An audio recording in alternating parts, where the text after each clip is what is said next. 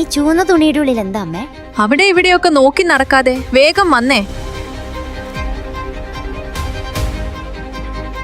നീ കണ്ടോ പോത്തൻകോട് ഒരു ചുവന്ന തുണിയിട്ട് മൂടിയ സംഭവം കണ്ടോ? അതിനകത്തൊരു ഭൂതമുണ്ട്. ആരെങ്കിലും അങ്ങോട്ട് ചെന്നാൽ അവരെ പിടിച്ച് കല്ലാക്കി മാറ്റും. സത്യം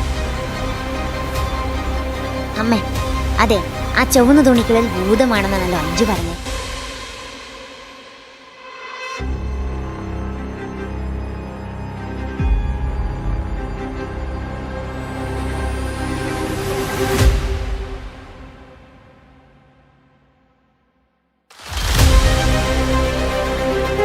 രാജകുമാരി.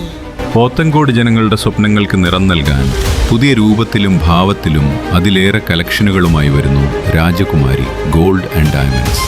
ഗ്രാൻഡ് റീ ഓപ്പണിംഗിലേക്ക് ഏവർക്കും സ്വാഗതം.